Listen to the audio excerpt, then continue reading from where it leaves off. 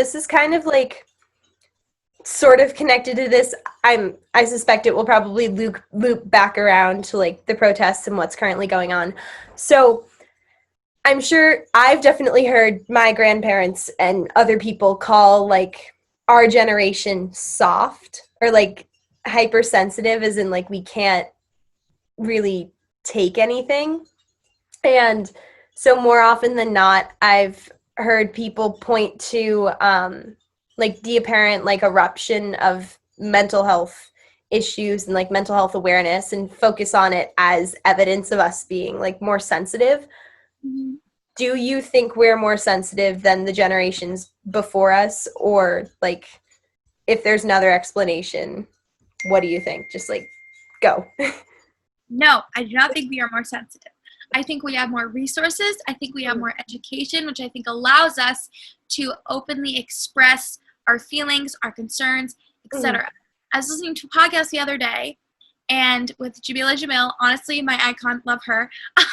And she was saying that, like, I wonder, maybe, yeah. So, like, women now are in less relationships. Like, more women are single than they were in, like, previous generations. And a lot of people say that, like, why is that? Well, actually, I think it's because women know their worth. They know, at least in the United States and in some other countries, they know how they should be treated. And they know about toxic masculinity and about all of that stuff, which and that's more education, that's more awareness, and that allows people to be like more able to speak out and be comfortable with themselves. Getting into my mental health stuff, which is a fun little game.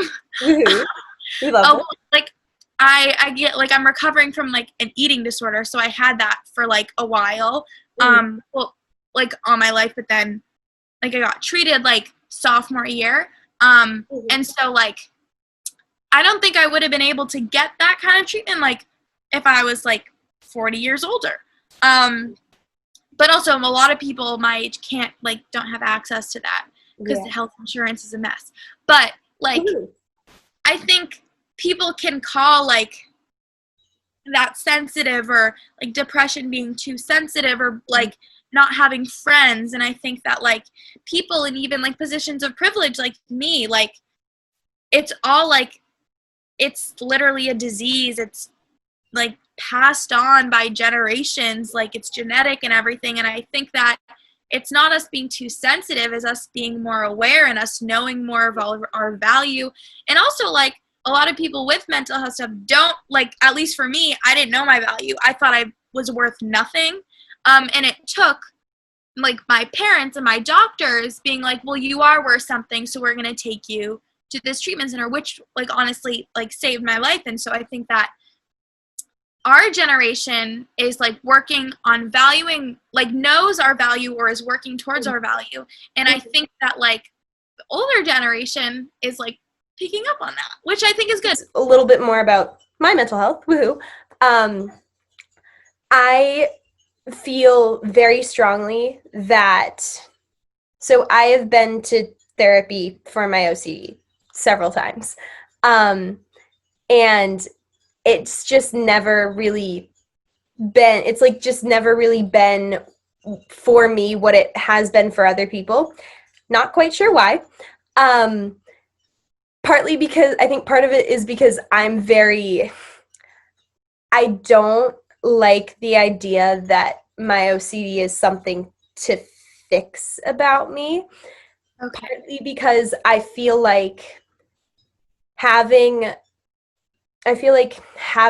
something that is hard for other people to understand and like doesn't make logical sense when I like try to explain it to somebody has helped me be better at like accepting things about other people that like I don't necessarily understand. I think that's like sort of what you were saying, but yeah.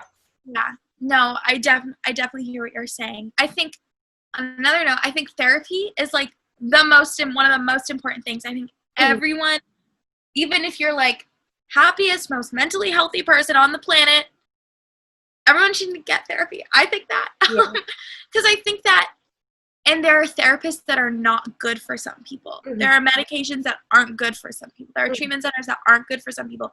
and that's just because every single human has a different brain, a different perspective, a different life.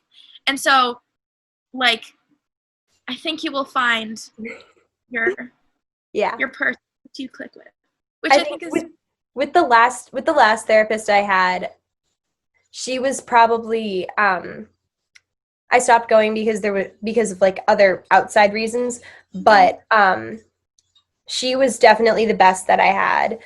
And I don't know, I think just kind of the hallmark of having found like the person who's right for you to talk to is like when you can just kind of rant about like whatever the heck is going on, and they'll just be like, okay, but also like, yeah. Okay, so another couple questions. I've got like 2 questions left. So this is jumping back onto, well, this has all kind of been connected to like activism and what's going on. Why do you think it is that several of the activism campaigns of like the past 5 years have been spearheaded or at least supported enormously, at least from my point of view, by teenagers and young adults? Like, what is it about us that makes us more apt to protest? And how does like how do you think like our mental health plays into like the surge of activism that we're seeing? I think like going back to my response, like we know more of our value. For like the climate movement, we know that we're first of all, we know more about science. We're more educated on that. There's more information as time goes on. Science develops, so like our brains do, and so at least our education does. So we more educated. Also, like I think, like honestly, I just think people have been like fighting for this for such a long time. Yeah. Young people have like for forever. But I think now with social media, more people are able to be engaged, which makes these movements bigger. Yeah. So I think like Black lives have always mattered. Yeah. And I think that now it's becoming such a big thing. One, because of social media. And because everybody's stuck inside. Yeah, and yes, and also, like, is it because, like, us white kids are just bored at home and we need something to do? Like, that's not the case for me, but I'm pretty sure that's the case, for some people. Yeah. For a lot of people. And you can see that by who has stopped posting, who has stopped going to protests, who have stopped reading books and reading articles and watching videos. Like, you can see that, and so I don't think that, like, our generation is the one that's, like, the start of, like, the whole, like, we're protesting all the time. And I know that wasn't your question. But I think that we have more resources to go farther. And we know that we have those resources and we have the ability, which is just causing us to continue fighting. And also, like, there's a political dynamic. Like, yeah. Like, Selma happened like while like my aunt was still alive. Like Selma, like the whole like getting rid of all the regulations halting like Black people to vote, and so that like, and Martin Luther King would be in his 90s, so like all of that happened not too long ago. But so this has been a fight for so long, but like now more white people are getting involved, and it's kind of sad that that's what's happening, but like that's like white privilege, you know? Like we shouldn't have had to get involved because this shouldn't even been happening in the first place. But like that's how our country is unfortunately made. And so like yeah. It's kind of sad that like this is what it took. You know what I mean? For the to like really get the ball rolling on getting more white people involved in this whole thing. Like, been happening for like 400 years. And exactly. Then, like it took this long, really? Are like, oh, let's do something about it. It's like, oh, so where were you for like your whole entire life? And where was I for my whole entire life? Like I only started like getting really educating myself on the Black Lives Matter movement like 3 years ago. Yeah. And I always like for much longer.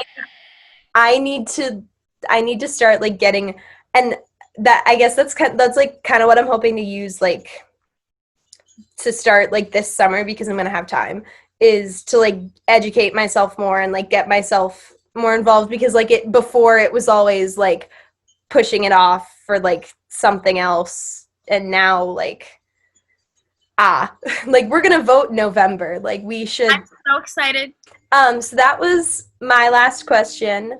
I don't know if you have any last thoughts you'd like to share. I love what you're doing, and this is so fun. you. And I Thank love you. talking to you.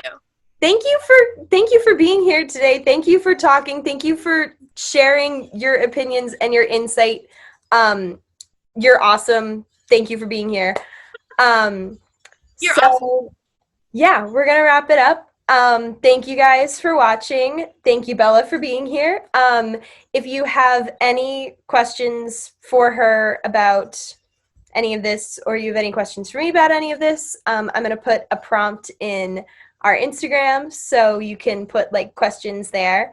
No, I don't know much. I don't know much. I am learning, but I have a lot of opinions, and I share them all the time.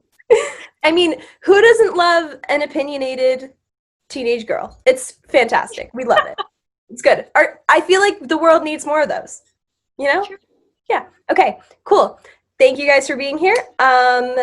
And we'll see you next week. Great. Bye.